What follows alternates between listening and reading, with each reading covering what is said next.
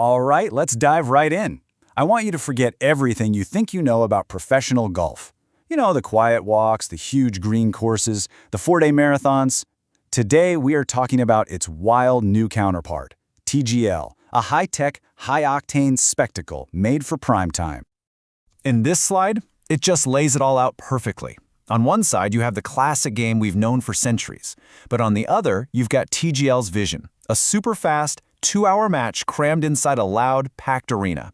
It's still golf, sure, but it's been totally rewired for a new generation, swapping that quiet reverence for some raw stadium energy. So where did this radical experiment even come from?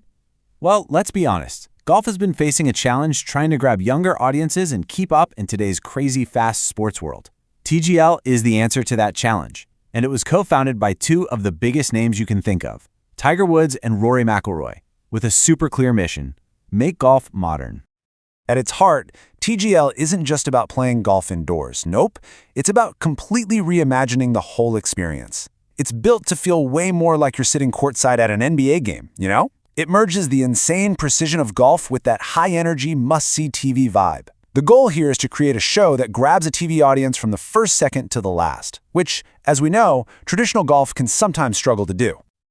Okay, so where does all this action happen? Let's go inside the nerve center of it all, the custom-built SoFi Center down in Florida. This is the one and only arena where every single TGL match goes down. The way they play is this really cool hybrid. So the players start by smashing their long shots, their drives, their approach shots into this absolutely massive simulator screen. They call it the screen zone. But then, once the ball is, say, within 50 yards of the hole, the action literally moves to a real, physical short game area called the green zone. And this green zone, the scale of it is just incredible. We're talking 3,800 square feet of synthetic turf, but here's the crazy part. It's not just a flat piece of carpet. Underneath that surface, there are nearly 600 little motors, or actuators, that can change the entire slope and shape of the green in real time. It can perfectly copy the virtual green from the simulator. It's the best of both worlds, simulator speed and real-world feel. A new arena like this obviously needs some new rules. TGL's entire format is designed from scratch for speed, for strategy, and most importantly, to fit perfectly into a 2-hour TV show. So, a match is broken up into two totally different phases over 15 holes. For the first 9 holes, they play triples. It's a 3-on-3 alternate shot format. This demands some serious teamwork and coordination. But then, for the last 6 holes, everything changes. The pressure gets dialed way up, and it becomes head-to-head singles, where it's just one player against another in these super intense showdowns.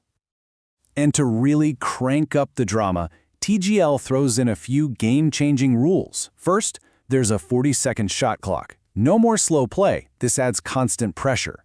Then, every single player is mic'd up, which gives us fans this amazing, unfiltered access to their strategy and their trash talk. But the most strategic, and maybe the coolest addition, is something they call the hammer. Now here's what makes the hammer so genius. It brings a level of game theory to golf that we've just never seen before. One team can basically challenge the other, doubling the points on a single hole. The other team then has a really tough choice. Do you step up and take the high-pressure shot, or do you just fold and give them the hole? It's basically a tool for bluffing.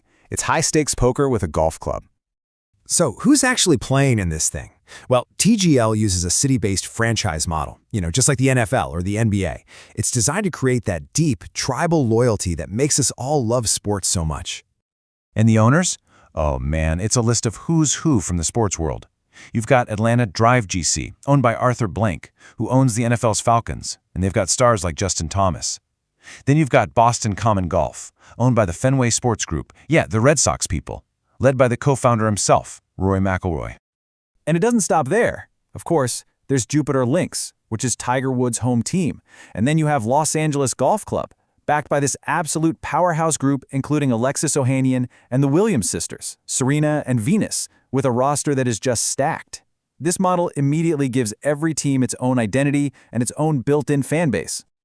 So how did this all shake out in the first season back in 2025? Well, Atlanta Drive GC ended up taking home the championship, which basically proved the whole concept could work.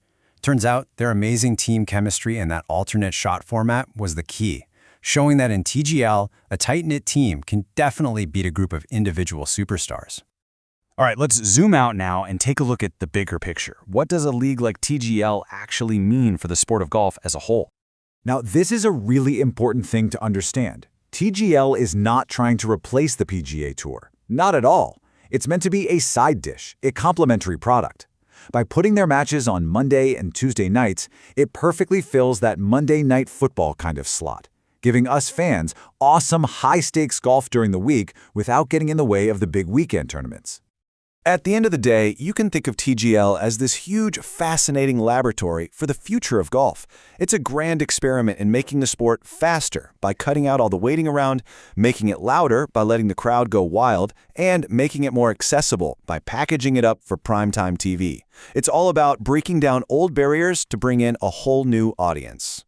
Which, of course, leaves us with the million-dollar question. TGL is, without a doubt, a really compelling new product that's shaken things up. But is this what the future of the sport of golf looks like? Or is it maybe just the future of golf entertainment? Honestly, that's a question only time is going to be able to answer.